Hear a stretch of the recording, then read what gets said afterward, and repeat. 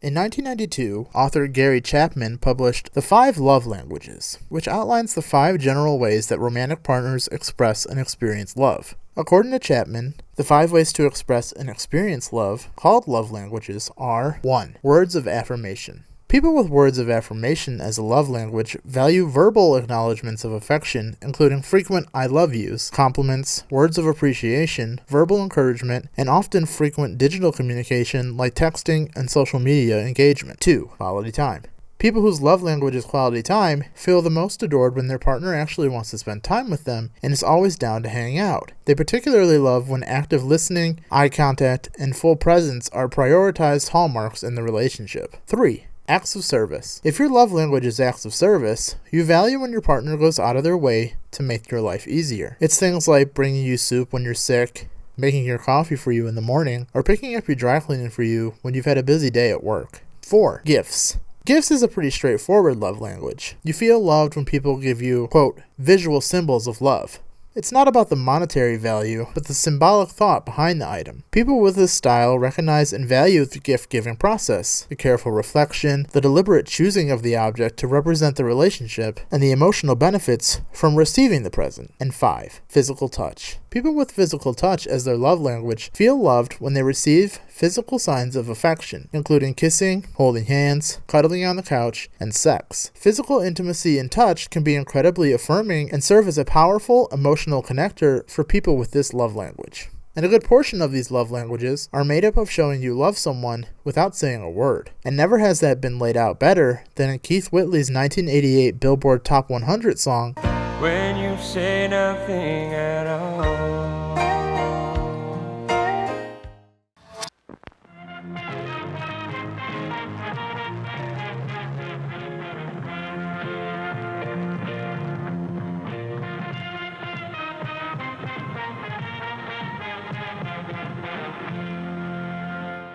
Touch of your hand says you'll catch me if ever I fall. Hello to all you Webster's Dictionary enthusiasts, and welcome on back to Heard It in a Love Song, the show where we take a look into the history of a love song we all know and love. My name is Richard Hunt, and this week we are taking a look into one of my all-time favorite love songs, When You Say Nothing at All by Keith Whitley. And here is a young man, one of the bright new stars of RCA Records, that's on his way to the stardom in country music as well as the Hall of Fame, I'm sure. Ladies and gentlemen, here's Mr. Keith Whitley. How about it, folks? We start our story on July 1st, 1954. That is where we meet up with Faye and Elmer Whitley, two blue-collared folk from Ashland, Kentucky, about as north as northern Kentucky can get, as they welcome to the world a baby boy they named Jackie Keith Whitley. Not long after his birth, the family picked up and moved about an hour south of Ashland to Sandy Hook. That is where the Whitley family, Keith, along with Randy, Dwight, and his sister Mary, would plant their roots and where a young Keith would learn to love to sing, even winning a talent contest at just 4 years old with a cover of Big Iron by Marty Robbins. The stranger there among them had a big iron on his hip, big iron on his hip. The love of singing and performing grew as he did, and by 8 he had taken up guitar, and less than a year later he could be heard singing on a Charleston, West Virginia-based radio station. We have a wee little guest here we want to bring in, Keith Whitley. The news is out all over town that you've been singing out running around. By the time he became a teenager, he had formed his first band, a strictly bluegrass band, which made sense for the 60s in rural Kentucky. In 1969, he performed in a musical contest in Ezel, Kentucky, with brother Dwight on 5-string banjo. Ricky Skaggs, a country legend in his own right, was also in the contest, and the pair hit it off right away and quickly befriended each other. While Keith was a teenager in Sandy Hook, he and his friends would pass the time drinking bootleg bourbon and racing their cars down mountain roads at dangerous speeds. He was once in a car whose driver attempted to round a curve at 120 miles per hour. The car wrecked, killing his friend and almost breaking Whitley's neck. In another incident, he drove his car off of a 120-foot cliff into the frozen river, escaping with only a broken collarbone. A few years down the road, Keith Whitley and Ricky Skaggs formed the Lonesome Mountain Boys. They became pretty successful despite being largely a cover band that covered the songs of a bluegrass outfit called the Stanley Brothers, composed of Ralph and Carter Stanley. In 1969, Ralph Stanley was finally ready to move on after the death of his brother, who had passed in 1966. 15-year-old Keith Whitley and 16-year-old Ricky Skaggs were discovered in Fort Gay, West Virginia, Almost heaven. by Ralph Stanley, who was 45 minutes late for a show due to a flat tire. Stanley opened the door of the club and heard what he thought were the Stanley Brothers playing on a jukebox. Many lonely nights I've traveled far across this barren land. However, it was Whitley and Skaggs, who Ralph said sounded just like me and Carter in the early days. He was blown away by Keith and Ricky, and shortly thereafter asked them to join his newly formed band, the Clinch Mountain Boys. Clinch Mountain is a mountain range that spreads from Tennessee to Virginia and is considered part of the Appalachians. The duo accepted the offer immediately and began appearing with the band in 1970. Ladies and gentlemen, the other young man I'd like to introduce to you, standing back on my left, is one of the finest lead singers in the business now when it comes to singing the old-time bluegrass. He really puts his heart in it, and he's one of the finest young gentlemen I ever met, too. And that means just as much as the talent, you know. You need to be a man with it, and believe me, right here is one that is. Real proud to have him with us. He was born and raised in eastern Kentucky, way back in the sticks, a little town called Sandy Hook. Let's make welcome Colonel Keith Whitley. Big hand for him.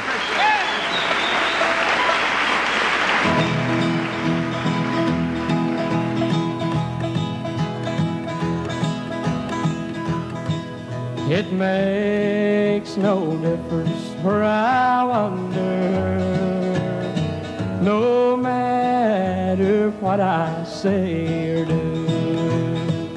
Keith stayed with the Clinch Mountain Boys for 2 years, recording a total of 7 albums, including 1971's A Cry from the Cross. In 1973, Keith left the group, and for 2 years, he drifted through various other bands, including acts that played country and not bluegrass. He returned to the Clinch Mountain Boys in 1975 and stayed with them for another 2 years. During his second tenure with the band, they made 5 albums. In 1978, Keith joined J.D. Crow's band, The New South. He recorded 3 albums with the New South between 1978 and 1982, which towed the line between bluegrass and straight country. The highlights of this era were re-released on a CD as Sad Songs and Waltzes in 2000. In 1982, Keith departed the New South and began his honest-to-goodness solo career. Signing with RCA Records, he released his debut album, A Hard Act to Follow, in 1984, less than a year after his brother Randy passed. It was a record of purely honky-tonk, however, it was met with lukewarm reception. The following year, he released LA to Miami, a more commercially accepted affair, which birthed the number 14 single, Miami, Miami. All of me from Miami,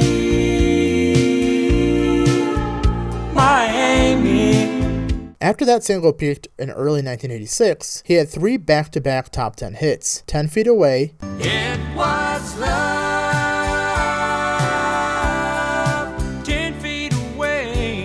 Homecoming 63, Homecoming 63. and Hard Livin'. 'Cause there's a fool on the road careening out of control, hard liquor, fast women. I just can't let him be.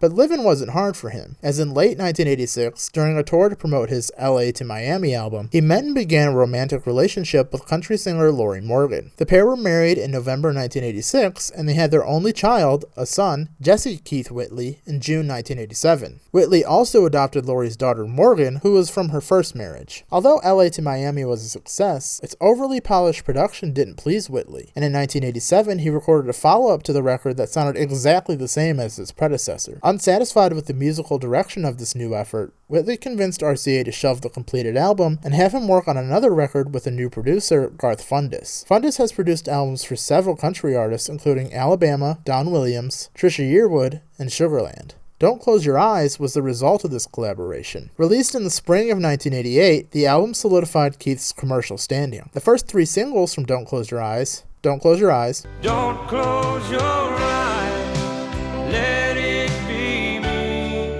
When You Say Nothing at All, more on that later, and I'm No Stranger to the Rain, I'm no stranger to the rain. were all #1 hits.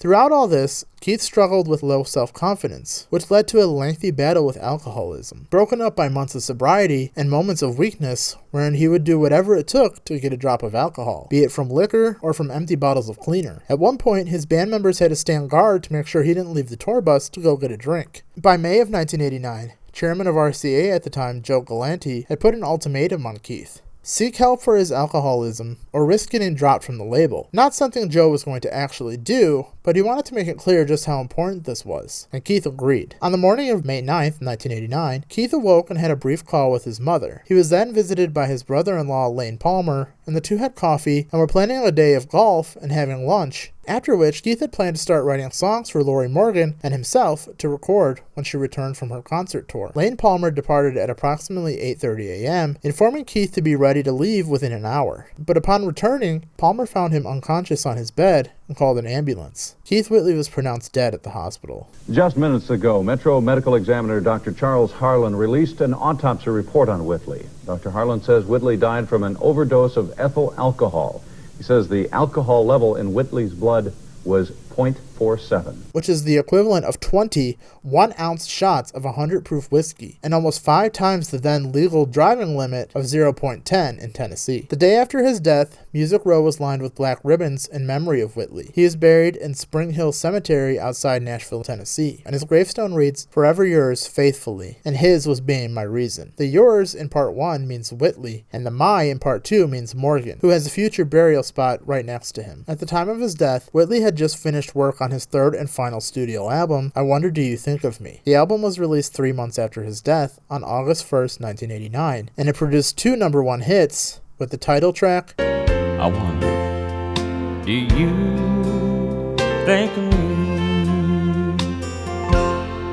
and It Ain't Nothing. It ain't nothing, a little bit of love won't fix. When Keith Whitley Greatest Hits was released, 2 new songs were added. The first, Tell Lori I Love Her, was written and recorded at home by Whitley for Morgan. Originally intended as a work tape for Whitley's friend Curtis Mr. Harmony Young to sing at Whitley's wedding. Interestingly, it sounds like, to me at least, that Kid Rock Oh, brother, this guy stinks! and Sheryl Crow bit this song hard. Take a listen and tell me what you think. If I were alone in the desert, without a drink of water around, Living my life in a slow hell. Different girl every night at the hotel. The second song released was Till a Tear Becomes a Rose, a 1987 demo that originally featured harmony vocals by Ricky Skaggs. Till each tear you cry becomes a rose. Lori Morgan, with creative control and license to Whitley's namesake, recorded her voice along Whitley's and released it as a single, which rose to number 13 and won them 1990's CMA Award for Best Vocal Collaboration. And the award goes to Keith Whitley and Lori Morgan.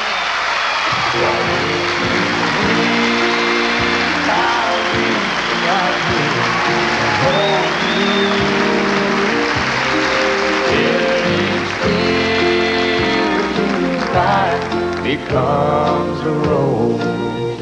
Thank y'all so much. I appreciate this. First of all, let me thank CMA and all who voted for Keith and I, and Keith's manager, Jack McFadden, my manager, Stan Loress, Garth Fundus, who put the record together, and Joe Galante and RCA Records for keeping Keith Whitley, his memory, and his music alive. Thank y'all. As well as a Grammy nomination for Best Country Vocal Collaboration. RCA also released a compilation of performance clips from his days in the Ralph Stanley-fronted Clinch Mountain Boys, interviews, and some previously unreleased material under the title Kentucky Bluebird. The album produced hits for Whitley as well, including a duet with Earl Thomas Conley named Brotherly Love. It wouldn't take long until push came to shove, but we looked out for each other with brotherly love. which peaked at number 2 in late 1991 and gave Whitley his second consecutive posthumous Grammy nomination for Best Country Vocal Collaboration. In 1994, Lorrie Morgan organized several of Whitley's friends in bluegrass and some of the big names in country at the time to record a tribute album to Whitley. The album, Keith Whitley, a tribute album, was released in September 1994. It included covers of Whitley's songs from artists such as Alan Jackson, Diamond Rio, and Ricky Skaggs. The album also included 4 previously unreleased tracks recorded by Whitley in 1987,